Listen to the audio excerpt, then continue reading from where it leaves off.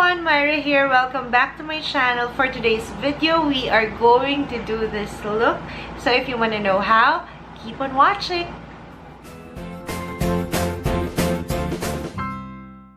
Okay, so now I already have my base on. I've done my brows already and meron ng concealer yung aking eyelids. And now I'm going to set it using my Wet n Wild Rosé in the Air palette, and I will be using the yellow shade right here to set my eyelids.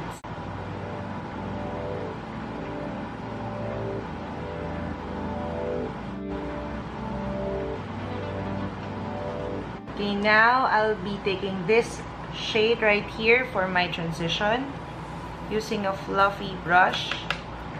Lagay lang natin siya dito sa ating crease area.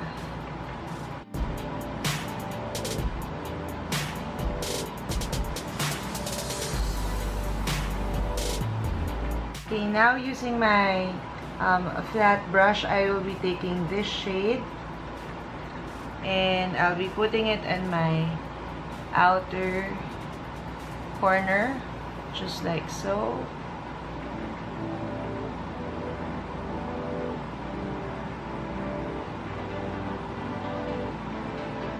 Next, I'll be taking a clean, tiny blending brush like this, and then I'm just going to carefully blend out the edges, and then I'll bring it up yung edge dun sa crease line para ma-diffuse yung color. So, yan. Yung ginagawa ko, sinuswirl ko yung brush, and then, I'm taking the excess up sa may crease line para ma-diffuse yung color. So, again, I'm swirling, swirling, swirling, and then, I'll bring it up sa crease line. Guys, importante na clean yung brush na ginamit nyo, ha? Otherwise, sasabog yung color niya. So, ang inaakit lang natin sa crease, yung excess nung brown from this area. So, right now, what I'm doing is I'm flicking the color sa lids para maging softer and walang harsh lines. Okay. Next, what we're going to do is we're going to take the shimmer shade in this palette with a flat brush. Ayan, kukunin natin ito. So, lagay natin siya all over our lids.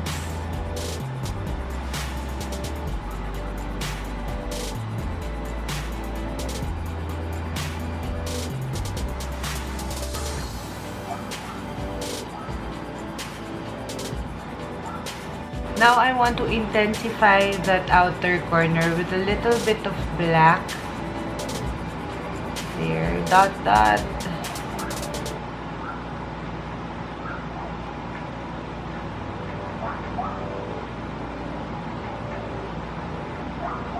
Sabi ko nga sa inyo, when you're working with black, make sure you do this a little at a time. Okay, and then build up slowly para hindi siya sumabog.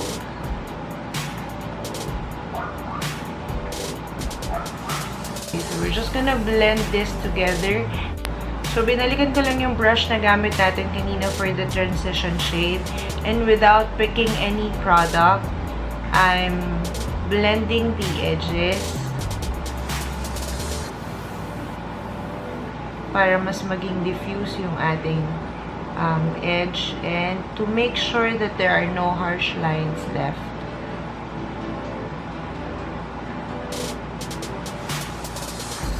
So, back and forth motion lang or circular motion para ma-diffuse yung pigment. With the same shade, lagyan na rin natin yung ilalim ng brows.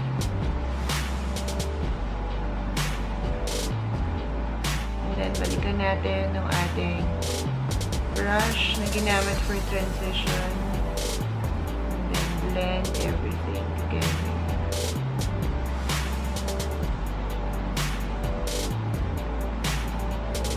Okay, so for my liner, I'll be using this EB Dip liner. Okay, we're gonna draw a line as close as possible to our lash line. So, ayan guys, nakapaglagay na ako ng falsies and liner.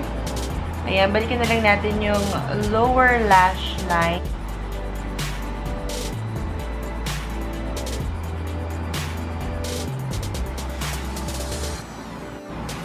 Nag-concealer lang ako and then naset ko yung under eye area ko and then lagyan na natin ng shadow yung ating lower lash line.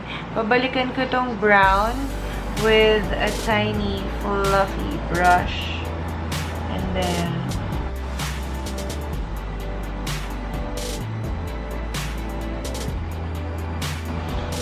then babalikan ko yung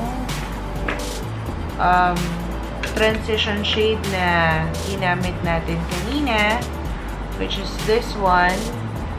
And then, I'm going to put it here to further blend it out.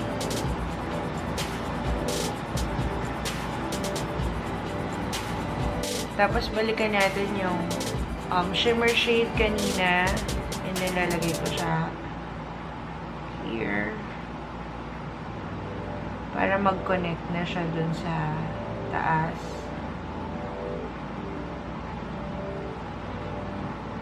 Then, maglalagay ako ng parang cream na liner sa aking waterline.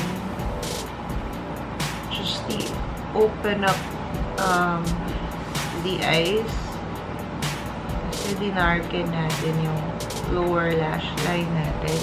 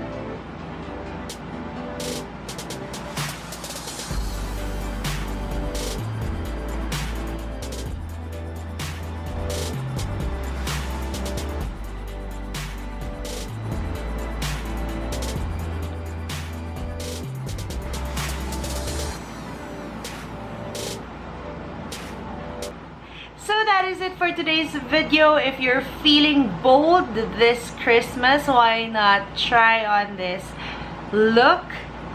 I hope you enjoyed this video, and if you do, don't forget to give this video a thumbs up and also to consider being part of my family by subscribing to my channel.